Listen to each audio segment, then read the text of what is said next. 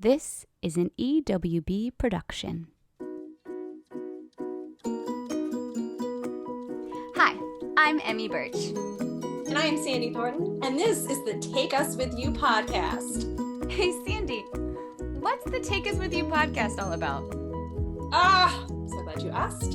In a sea of badness coming out of every news station, let's provide some light, laughter, and levity to this strange time we are living in. I'm so glad that we're going to be going with you wherever it is you're going. Thanks for taking us with you. Welcome to the show. Welcome to the Take Us With You podcast. How are you today, Sandy? I am feeling like a rock star. How about you?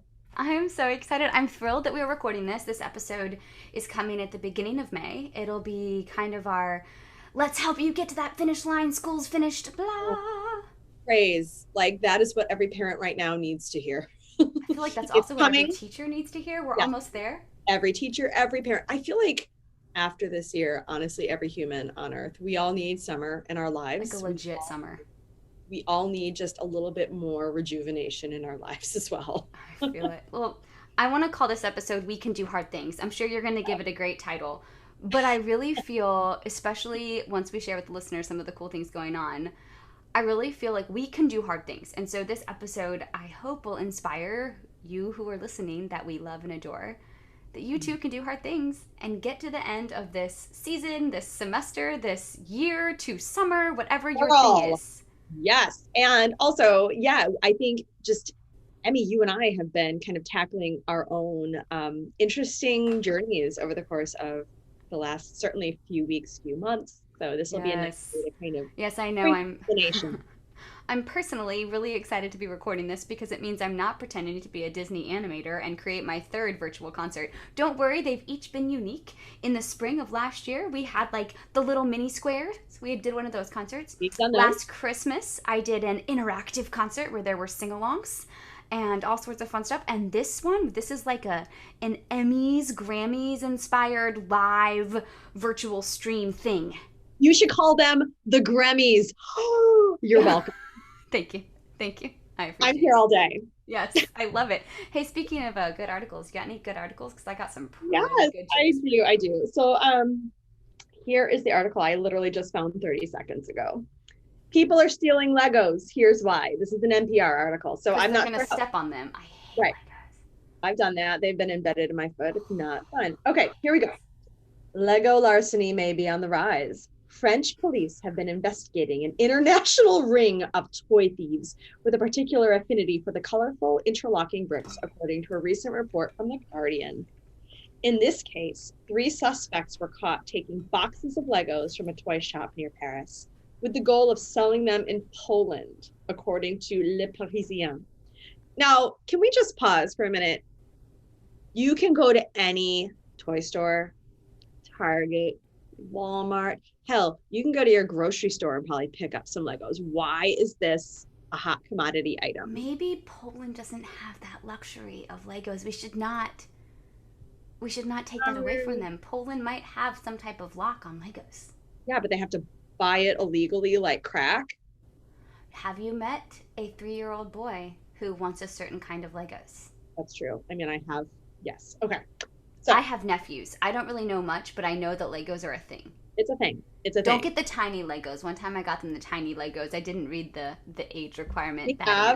We hated. We moved on. Yeah, no big deal. Okay. And it's not just Europe. Lego robberies have happened in the United States as well. Last month, a man in Oregon was arrested after local police suspected he stole $7,500 worth of Lego toy sets. $7,000 worth of Legos. I mean, I'm sure there's quite a few homes out there that have that many Legos, but like... Sure. And it brings me back to the Beanie Baby craze of the 90s. Like, yes, people ma'am. backed that up. Mm-hmm. It's Lego. Mm-hmm. I don't know. Okay.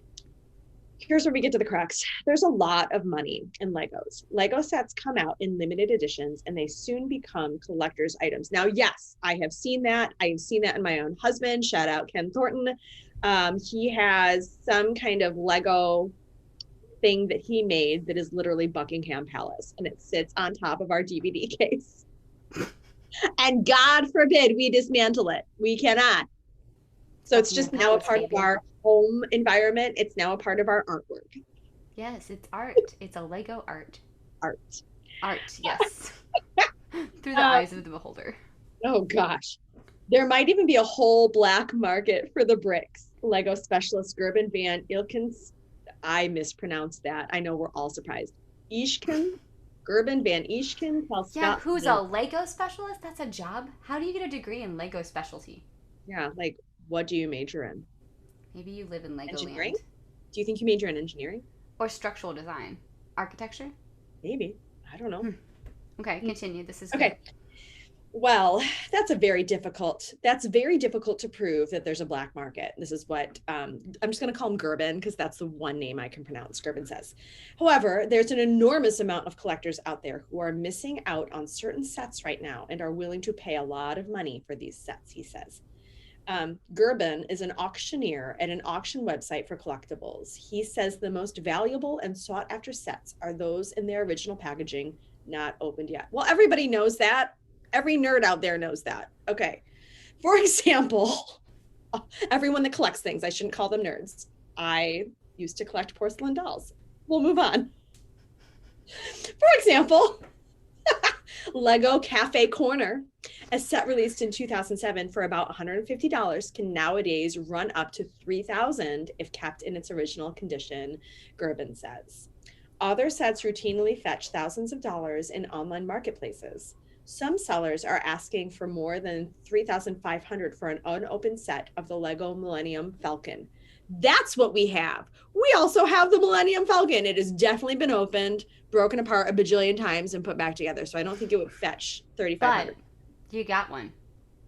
Oh, we have one. It's like Legoland in my sunroom. I don't even like it. As a mom with a husband and children who like Legos. Right. How real is this like French international ring of Lego robberies? Like, is that a thing? Well, I mean, think of Tickle Me Elmo back in the early 90s. Like, people did everything to get it. Of the 80s? Yes. Yeah. But Legos aren't new. They're not new. They've been around for literal decades. I don't do illegal things, Emmy, so I don't quite know how, like, people on the corner are hustling these Legos. But that's just Legos. But I can see, like, I feel like if Lego Con is not a thing, it should be, because there are people that are literally obsessed with these bricks. I bet there is a conference for all things Lego. And like, there are people, like, have you ever seen the Lego movie? Probably not, because you don't have kids. Okay, it's okay. It's all right. No shame.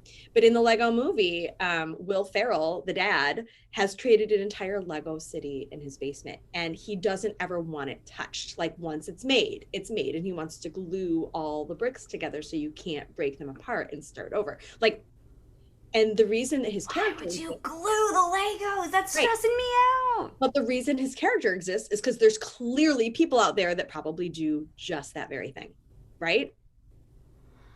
Okay, so, I mean, I have an obsession with running. And I'm guessing that as much as I love running, people love Legos. There's someone. Yes. There's got to be someone that loves Legos as much as loves I love Legos running. like you love to run. And so I guess I can understand, I can empathize-ish. I mean, don't leave them on the floor. Oh, no. That's all I have to say. So there's a little bit more. Okay. Oh, okay. So here we go. Just like almost everything else in the world, the pandemic could be a driving force behind this phenomenon. Huh. Especially during the lockdown period, as we are in right now, it's still extremely popular, Gerben adds. And Lego sales are still extremely high, not only in the Lego company itself, but on our platform too. We saw a 100% rise in sales over the past year. Well, I guess, if you're sitting at home and there's nothing to do, I equate it to like a puzzle. Yes, jigsaw puzzles. I was literally going to say that. You and I, we are on the same wavelength, girl. Because you're a runner. You say that out loud. We're still working. We'll get there. We'll get there. But yeah, I think that people have nothing to do. They can't like go anywhere, really do a whole lot of heavy travel. Right. I'm not a puzzler or a Legoer. Me. But more power to you if you are. Because, that maybe I should learn. It's a tactile form of brain stuff that I lack. I'm not a tactile learner. And so like tactile is like hands-on learning. That's not Can you just tell me? Because I'll remember it if you tell me. Right. That's all But I my need. son, Garrett, my middle son, he tears through Legos. He can build like the most amazing creations. And I'm actually like legitimately impressed with what he can come up with. He's great at following the directions because they all come with the directions, but I think he's even better at creating his own stuff. So I'm like, bro, you need to go into architecture. Like maybe that's your problem. Or since there's a job in Lego, maybe he should be a Lego. What was it called? A Lego expert, Lego expert. Our friend with the hard name. Name. I'm calling him hard name. This was a good find. Well, it lines up perfectly because we can do hard things. Speaking of which, you did a really hard thing lately. We'll talk about that more in a second. But I pulled some dad jokes, all based on the hard thing you just did. So there's a series of them. Okay, great. Go for it. What did the coach say after watching his runner complete a mile at marathon pace? I'm sorry. Could you repeat that? Because mile repeats is a thing. Mile repeats. Okay, sorry. 26 times. yeah, exactly. Nice. What's the difference between large parties at restaurants and runners? I don't know what. Large parties at restaurants split their checks. Runners check their splits. Okay. I don't know what that word means. So we'll talk about that in a minute. You're going to have to explain that. We'll get there. I want to laugh, but I don't know what to say. Okay, remember last night I told you I had speed work on I have speed work on Tuesdays. Mm-hmm. And so the first thing we do when we come in the house and shower, we're sitting over dinner, my husband and I both open up our device, our watches, to see what our splits were. So if we had 10 400s, what was the pace of each of those 400s to see if we were in range on the workout. So that's our split. Sounds very happy. At the end of the marathon. Yeah, lots of numbers. Knock, knock. Who's there? Orange. Orange who? Orange, you glad I didn't show you my toenails? Although that doesn't count for me because I have all of them and they're beautiful. Yeah, for friends at home that don't know, like if you run a lot of long distances over with bad fitting shoes. And with bad fitting shoes, or maybe bad form? Yeah, all the above. Mm-hmm. Your toenails fall off. Do they turn black? They turn colors first. They build up first, and then they turn colors, and then they fall off. But it's okay. If you go to a person who specializes in taking care of toes, like my person, she makes sure that they stay on all the time. But let's move on. What do you call a runner who's wearing earbuds? What? I said, what do you call a runner who's wearing earbuds? I wear earbuds. Okay. Last one, I promise. Okay. Knock, knock. Who's there? Hydrate. Hydrate who? Hydrate you a 9 out of 10 at least. I love that one. That's my favorite. Okay. Thanks for letting me do running jokes. Okay, why are we doing running jokes, Sandy? What have you done most recently that we are so proud of? Because you can do hard things. Are very kind. So after our episode that we filmed with Kimmy Lynn. Now, friends, if you have not listened to that episode, get your hiney back and listen to it. It's on YouTube. It's on Apple Podcasts. It's on all the places. So just go subscribe, listen. Anywho, it was really inspiring to listen to you girls talk. And I think during that podcast, I said, oh, maybe this is something I'd like to try. Maybe it's a pipe dream. And I think I put those words out into the universe. And the second that they were exited my lips, I thought, well, now I've got to do something about it. I can't just say something and then just kind of let it peter off, right? So over the course of this last month, during April, I actually started during the Christian Holy Week, which was right before April 4th, because that was Easter. Very quietly, unbeknownst to just about everybody except maybe my husband, I started training for a 5K. And then this past Saturday, on my treadmill, it was on my treadmill so I could keep my pace steady, I cracked my whole 5K, 3.1 miles. And it's the farthest I've ever run, just without stopping. I was able to get it from start to finish, no stopping, no walking. Now, I want to tell you, I moved literally like a turtle. It was like turkey trotting my way through this. Good. But you do your pace. And my pace, I won't even say it on this podcast. You don't have to. You don't have to. It's yours. You did a great job. And you did the hard thing. You said you couldn't do it, and you did it. You did a hard thing. I did. And the thing that you need to understand, I'm not an athlete. I am a musician. I'm a musician by trade. I'm an artist of sorts. And I've never been an athlete. I tried track in 7th grade. I made it 3 days. And then I Yeah, I told tried tennis in 7th and 8th grade. And both times I'm like, I got this. Mm-mm-mm.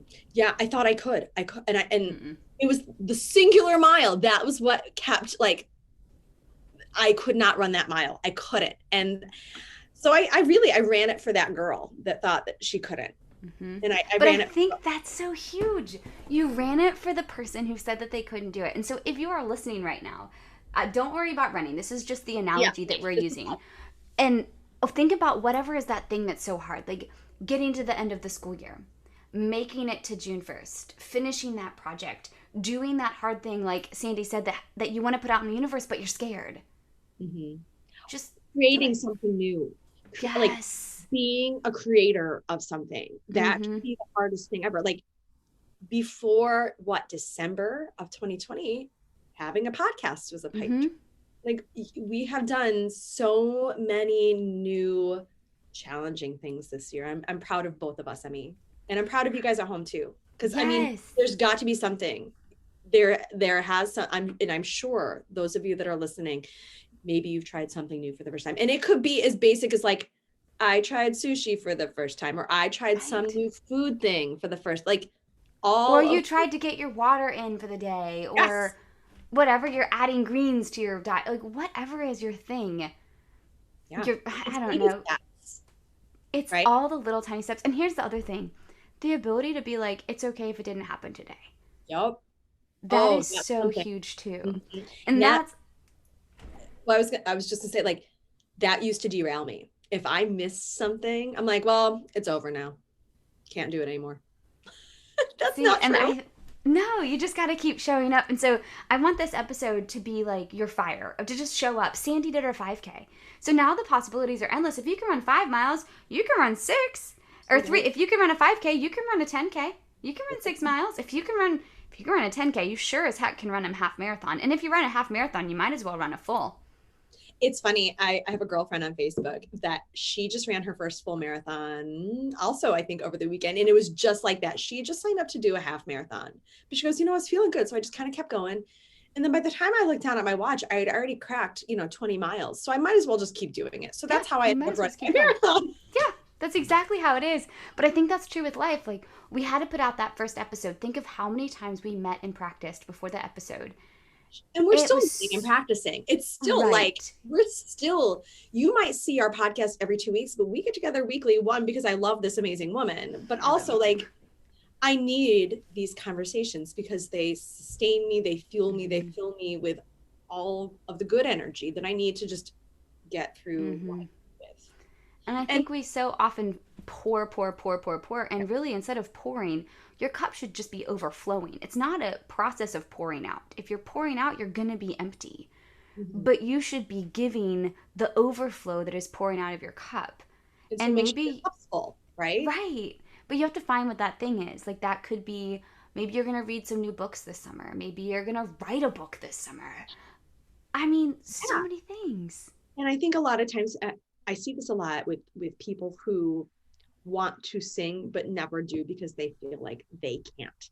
Mm-hmm. It goes back to that. I've heard so many times people say to me, oh, you don't want me in your choir. I can't sing a lick, or I can't sing. Right. Or I used to play piano, or I used to play this. You can do those things. You can. All you have to do is open your mouth, and what comes out is music. It might not be the music that matches mine. That's okay. We can work on that. But like, it goes the same with everything. Cooking. Mm-hmm. Like, oh, I don't know how to cook. Well, start. Hello, plants. I have look at my cute little jade plant that hasn't died. Good for you. I have plants in every room of the house now. Yes. And I always was like, I have a black thumb. And I'm like, you know what? Change your mindset. Change the internal. There's so much. Oh, there's a great quote. You talk. Let me pull up this quote. Well, what I was going to say, if one happens to kick the bucket, it doesn't mean that everything is just garbage. It means that you killed a plant. And thank God that it was just the one, and keep moving with the others and buy another one. Just get another one. And that's the same with anything else you're going to try. So what if you hadn't finished your 5K this weekend? It would have been just try again. And I think that's what I want. I want to listen to this episode again when I'm heading into my big event. So I've been training for 4 months. I want you to talk about that. That is this Oh, we're putting huge. it out there. Are we going to put it out there? So, Absolutely. Put it in the universe. okay, we're putting it out there. I have been training the hardest I've ever trained in 4 months. I'm running speeds that I've never run before because that's what a training plan is. Just like you plan lesson plans and you plan projects at work, all of those things. I've been training for 4 months really hard.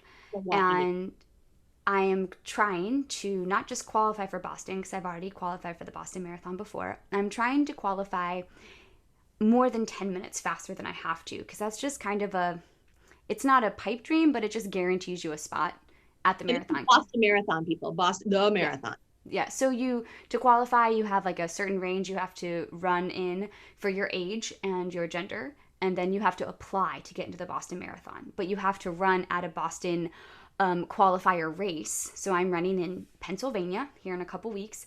And I literally I've nailed this training plan. I haven't missed a workout. I've hit every single split, now that you know what that means. Yeah. I've done every day of speed work, every day of tempo work. I've had the rest days. I'm even like cutting out caffeine and alcohol because those impact your body's ability to recover. Like I am following, I'm sleeping 1,000,000 hours somehow, miraculously. So I feel like I've done all the things. And going into it, I was starting to get some anxiety. Because I'm like, what happens if I show up and I don't hit my goal? What else would I do? I've done everything I know to do. Yeah. But that's okay. I think just the fact of showing up, knowing that I can at least try. Well, and trusting the fact that you have done all of these things. Trust, always go back to trust the process. And that's how I feel for any type of event that puts our anxiety at a higher level, which is what sounds like you're describing. Go back and trust the process. Like I remember back in 2013, I took my choir, my high school chorus, and we went to New York City and we performed at Carnegie Hall. And I just remember it took us a solid year of preparation after school rehearsals, clinicians coming in, like the whole 9 yards. And when those kids were walking out on the stage, I had this moment of like flip out because of just the heaviness that you feel on your shoulders for a space like that, I think. And then I was just like, you know what? No, we have earned our right to be here. We have worked our hind ends off. We just need to trust the fact that we put in the amount of work that was necessary, and we're just going to go out and enjoy it. And that's what I'm going to tell you. Go out, trust your process. You have worked hard. You have worked as hard as you can. You have done all the right things. Now go and enjoy it. I'm glad. I might have to call you a couple more times. I'm in taper now, so a couple weeks.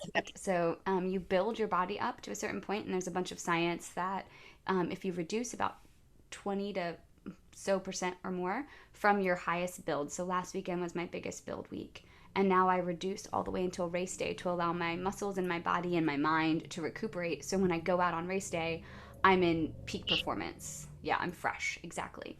So really the race itself should be nothing but fun, celebrating. And that in and of itself is the celebration. It's not the after. No. It's in process. Sorry, I think it'll be so. Yeah. We'll talk about that. Touch my booby. Okay, I found that quote. Oh yeah, tell me. Your creativity is watching how you treat your ideas. It will only send more when it seems safe. So what you tell yourself matters. Your creativity is watching how you treat your ideas. It will only send more when it seems safe. I think that is amazing and so true.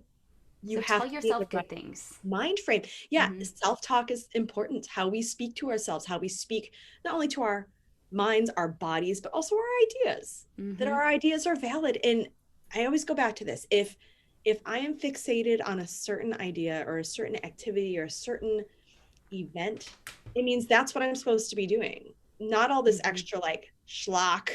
That maybe what I need to do is change my mindset so that I'm focused on this thing that just keeps coming back into my brain. That's your creativity giving you stuff. And also, last thought before we wrap up.